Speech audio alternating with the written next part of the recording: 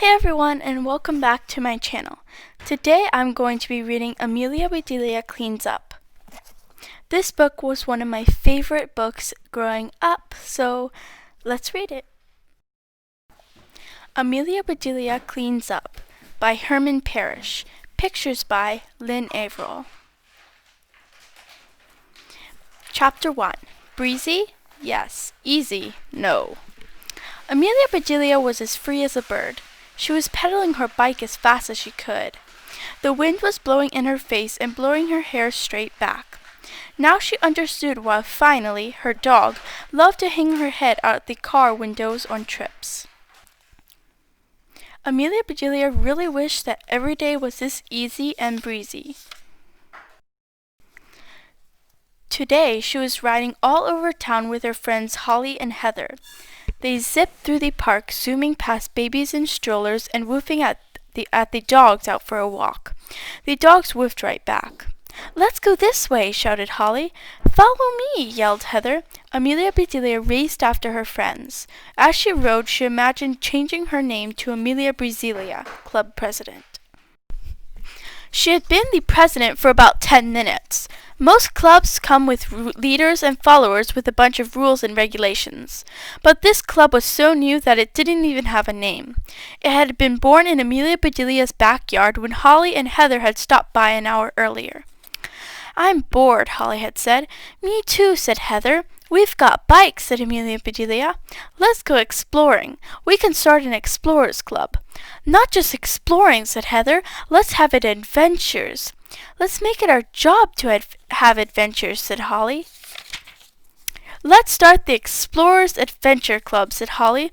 "How about the Adventuring Explorers Club?" said Holly. Amelia Bedelia just wanted to stop talking and get going, so she made a suggestion. "Let's call it our club until we come up with a good name, and let's have one rule." "What rule?" asked Holly. "No being bored," said Amelia Bedelia. "Yes," said Holly and Heather together. "That's settled," said Holly. "Now we need to choose a president."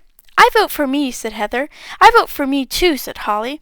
They turned to Amelia Bedelia to cast the tie-breaking vote. "You're leaving me no choice," said Amelia Bedelia. "I have to vote for the prettiest, smartest, and most adventuresome explorer I know."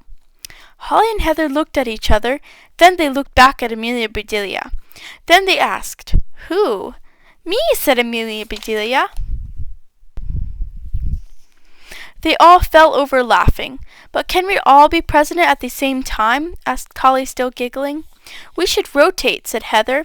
"Sure," said Amelia Bedelia. She stood up, turned in a circle, then sat back down. "My dog does that when she comes into a room and sits." "I mean," said Heather, "we should take turns." "Okay, you're next," Amelia Bedelia said. Holly and Heather stood up, turned in a circle, and sat back down. Then they fell against each other, laughing some more. Heather stopped giggling long enough to ask, "Where should our club meet?" "We could meet here in my backyard," said Amelia Bedelia. "But we're an explorers club," said Holly. "We have to get out and see new places." "Do new things," agreed Heather. "Find a cool clubhouse," said Amelia Bedelia. "Yeah," said Holly, "where we can relax and hang out." They all went back to thinking. Heather and Holly were thinking about where they could build a clubhouse. Amelia Bedelia was wondering what was so relaxing about hanging out laundry. "Hey," she said, "what is our club all about?" "Having adventures," said Holly. "Right," said Amelia Bedelia. "So let's have an adventure. Let's go exploring and discover a clubhouse." No one had to say another word. They jumped on their bikes and away they went. Their adventure took them all over town, but they didn't find any place that seemed just right for a clubhouse. Finally, they turned back toward home. Amelia Bedelia was bringing up the rear as they biked down Pleasant Street, in the oldest neighborhood in town. She slowed down to gaze at the largest house. It was 3 stories tall, with skinny windows covered with dark curtains. The paint was peeling, the roof was sagging, and one window on the top floor was cracked. A black cat sat on the front steps and narrowed yellow eyes at Amelia Bedelia as she rode by. It looked exactly like a haunted house on a TV show. Amelia Bedelia pedaled faster to get past it and catch up with Holly and Heather. Her two friends were way ahead, about to turn left. Next to the spooky house was a large vacant lot and an enormous oak tree in the center. Holly and Heather disappeared around the corner. That was when Amelia Bedelia made an adventurous decision. Making a sharp left turn, she jumped the curb and headed straight into the vacant lot to cut across it diagonally.